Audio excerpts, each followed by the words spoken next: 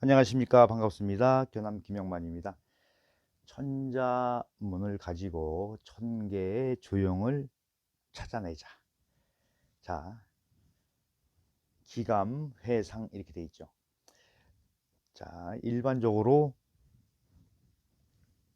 우리가 활자에 나오는 형태를 가지고 이렇게 썼습니다. 그리고 이걸 가지고 앱을 통해서 그러니까 집자, 글씨를 이렇게 모으는 거죠. 집자를 하는 과정을 보여드리고 있는데요. 결국은 아, 목적은 창작을 하는 데 있어서 내 글씨를 만드는 그런 과정이라고 보시면 돼요.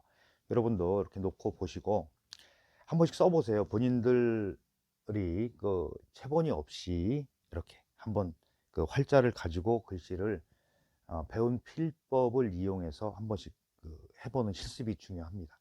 해보시고 나서 아, 어느 부분을 수정했으면 좋겠다는 게 답이 나올 거예요. 그런데 어, 이제 초급 단계에서는 많은 형태의 이런 자형이 머릿속에 있지 않기 때문에, 그리고 저도 마찬가지고 이거 외울 수가 없잖아요. 그 많은 분량을. 그렇지만은 이 또 친절하게 자전이 있고 책으로 된 서도 자전이 있고, 지금은 또 이렇게 앱을 통해서 여기도 서도 대자전이 있습니다. 이렇게 해서 이제 시간을 절약하기 위해서 한자를 제가 찾아놨어요. 이렇게 같이 따라 해보시길 권해드리죠. 그 다음에 이렇게 탁 하면은 모양이 나오죠. 어? 반듯한 것도 있고 약간 기운 것도 있네요. 근데 보통 이 기울게 쓰는 게 훨씬 더 써놓으면 멋있어요. 그런데 중심을 어떻게 잡느냐, 이제 잘못 잡으면은 그게 넘어가니까 거기에 대해서 이제 말씀을 드리겠습니다.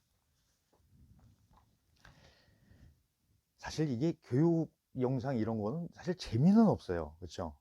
재미는 없어요. 근데 어, 어떠한 목적을 가지고 취미든 아니면 좀 더 내가 작가로서의 역량을 키우려고 하는 분들 여러 목적이 있겠지만은, 일단은 이제 그 소위 얘기하는 정보성 아니면 더 유익하다 뭐 이런 쪽으로 맞추는 게 좋을 것 같아요. 오락 쪽은 아닌 것 같아요. 그죠? 아무리 생각해도.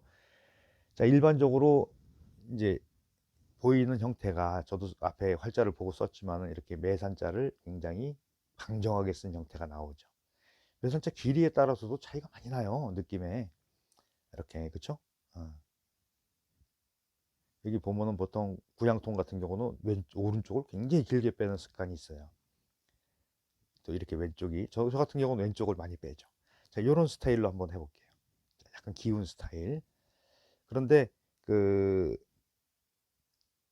이해를 할 때 이 중심을 어떻게 잡느냐에 따라서 느낌이 달라져요. 자, 이런 형태를 가지고 하는데,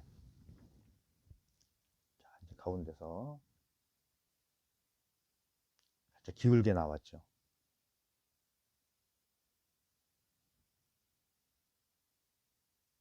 너무 많이 안 기울였습니다. 그러면 중심을 어떻게 잡냐 하면, 보통 이제 제가 설명드릴 땐 여기를 중심으로 이렇게 잡아요. 중심을. 그럼 이제 중심 설정이 됐으면은 이다음부터 이제 채워 나가시면 돼요. 자, 가운데 들어가는 획들은 너무 그렇게 강조해서 강하게 하는 건 별로 안 좋아요.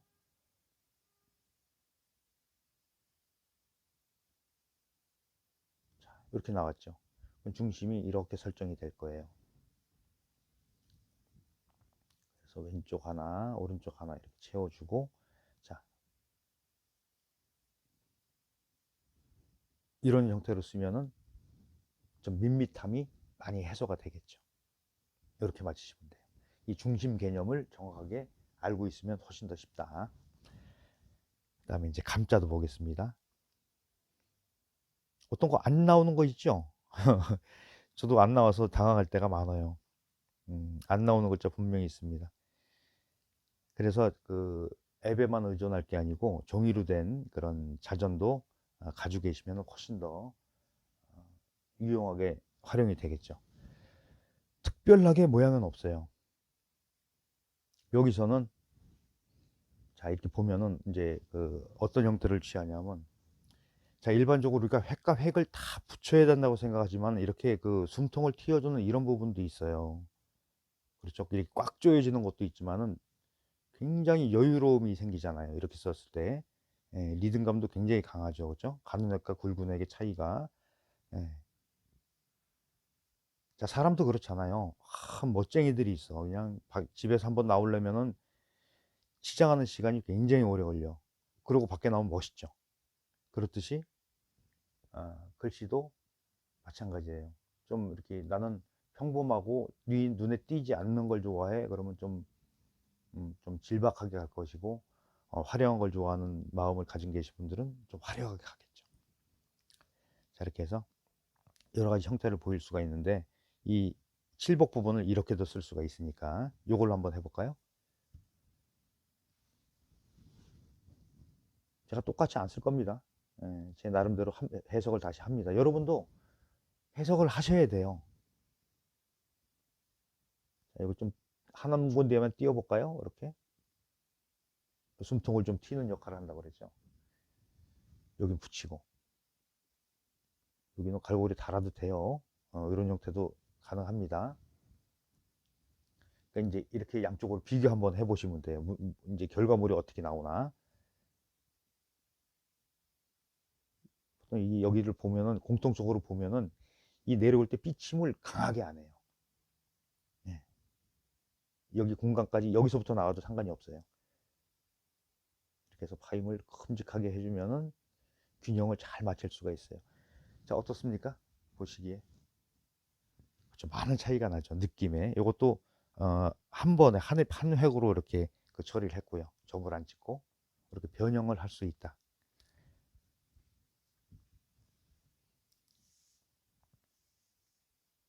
다음에 헐회자. 회자도 보면은 같이 하세요. 같이. 자, 회자. 다행히 처음에 탁 나오네요. 자, 그러면은 이 절구구 형태로 나오는 거는 사실 쓰기가 이렇게 쉽지가 않아요. 원래 형태로 나온 글자들이 이게 보면은 활자로 되어 있는 게 그렇게 좀 쓰기가 녹록하진 않습니다. 그래서 보통 이제 우리가 집자를 해서 작품을 할 때는 이런 형태를 취하죠. 자, 저는 이 스타일로 한번 해볼게요. 훨씬 더 재미있죠, 그렇죠? 그래서 이 모양은 그냥 외우시는 게 좋아요. 절구구자 형태는 이렇게도 가능하구나. 여기 좀 내려왔으니까 이것도 좀 내려올게요.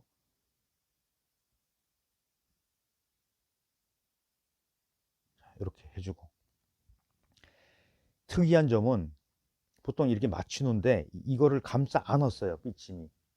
예, 이런 형태. 이 부분도 이렇게 가능하죠. 바짝 붙이고. 이제 이런 형태는, 이런 조형은 묘지명에서만 많이 발견이 돼요. 이렇게 해서 일로 감싸 안았습니다. 예. 그러고 나서 이렇게 힘을 더 밑으로 내려오게 해서 이렇게 좀 길게 수려하게 뺐죠. 더 길게 뺐어요. 이런 식으로 맞추면은 훨씬 더 예술적으로 한 차원 높아지는 그런 결구법을 구사할 수가 있어요. 자, 변가방의 조화 이런 거. 그리고 보통 그 당해를 쓰는 분들은 저도 이제 그 당해를 처음에 배울 때는 안진경체를 배웠지만은 그 획과 획이 특히 이제 구양순 같은 거 보면은 이렇게 서로 이렇게 닿지 않아요. 굉장히 절묘하게 그런 형태를 유지하는데 보통 이제 그 기록용 글씨인 경우에 그런 게 많아요. 기록용 글씨. 예. 근데 이제 그 지금은 뭐 필사를 해서 뭐 기록으로 남기는 그런 시대는 아니니까 이제 그 예술적으로 자꾸 이제 이렇게 발전을 해 나가는 그런 쪽으로 가겠죠. 그래서 해서도 이렇게 비백이 나오면 안 된다. 이제 그렇게 배웠지만은 요즘은 또 작가에 따라서 재해석을 해서 굉장히 비백이 나오고 막 터지고 막 이런 그 극적인 효과를 노리는 그런 작가들도 있습니다. 우선 이제 그 필력에 이제 뒷받침이 돼야지 가능한 얘기겠죠. 그리고 이제 저 같은 경우는 붓 얘기를 좀 하면은, 제가 쓰는 붓은 저기 이제 아까 썼던 붓, 이 붓은 이제 이게 그 힘이 하나도 없는, 이제 이 안에 열어 보면은 그렇게 그 힘을 받쳐주기 위해서 이렇게 보조, 그러니까 기둥 박듯이 이렇게 있는 게 있어요. 그거는 끝이 너무 그 작용을 안 하기 때문에 저 같은 경우는 옛날 방식으로 나온 이런 무심피를 써요. 누를 때 눌러지고 들면은 그 잘 들어지는, 이건 다루는 법만 배우면 굉장히 쉬워요. 이런 붓을 사용하고 있습니다. 그다음에 전에 언젠가 그 어떤 분이 저한테 전화가 왔어요. 붓을 좀 구할 수가 없냐 이렇게 이제 했는데, 사실 이 무심필은 일반적으로 가격면에서도 지금은 생산을 안 하기 때문에 많이 좀 그 좀 비싸다, 이렇게 얘기할 수가 있어요. 그리고 어, 또 배우는 쓰는 방법 자체를 그 따로 좀 이렇게 그 배우지 않을 경우에는 힘이 없어서 못 쓴다, 이런 얘기들을 하죠. 근데 오히려 그 표현하는 데는, 그 개성을 표현하는 데는 훨씬 더 유리하다. 그래서 이제 하는 법을 잘 배우게 되면은 뭐 아주 문제 없이 소화할 수 있습니다. 자, 이제 상자도 우리 그 앞에 마당장자에서 한번 해봤죠. 형태 거의 비슷해요. 위에 이렇게 그 씌어져 있는 부분만 차이가 나는데, 보통 이제 조명부 이런 거 멋있잖아요, 그렇죠? 굉장히 이렇게 아래 위로 굉장히 수려하죠. 이 스타일로 가지고 한번 해볼까요? 이제 지영이란 분이 쓴 건데, 자, 이 비침에 대해서는 앞에 그 영상에 이 중임 인변에 대해서 많이 설명을 했어요. 굉장히 짧지만은 저 같은 경우는 좀 길게 하는 편이에요. 좀 이렇게 감싸는 걸 좋아해요. 이렇게. 그래서 이 각이 좀 좁게 하는, 저 같은 경우는 이렇게 만듭니다. 그러니까 여러분도 이제 그 있잖아요. 이렇게 좀 짧게 해서 들려지는 부분이 좋은 분이 있으면 그렇게 하시면 돼요. 그리고 보통 이렇게, 보통 변보다도 방이 커지니까 1대2로 나오잖아요. 비율로 봤을 때. 거의 똑같아요. 모든 글씨가 그 기본 패턴은 똑같아요. 그 오선지 안에서 그 이루어지는 그 음악과 같은, 그렇게. 그래서 살짝 이 기준으로 하면 올라가요. 이렇게. 그리고 하나 띄고 하나 붙이겠습니다. 자, 이거 좀 길게 내려왔어요. 이렇게. 이렇게 내려오게 되면은 나중에 이 부분을 할 때, 위 아랫부분, 여기 갈고리 부분을 할 때 공간 맞추기가 굉장히 좋아요. 자, 이렇게 해서 바짝 좀 붙여주고, 그렇죠. 가늘게 해서 굵게 나왔죠. 이렇게 하고서 이 부분 얘기하는 거예요. 여기가 이렇게 탁 걸리면서 이 부분을 굉장히 그 짜임을 확 좋게 만들어요. 그리고 보통 이 가로액보다도 이 꺾이는 부분이 많이 안 나가게 쓰는 게 좋아요. 여기까지 내려와서 이렇게 맞추면은 이 각도는 이제 형성이 되죠.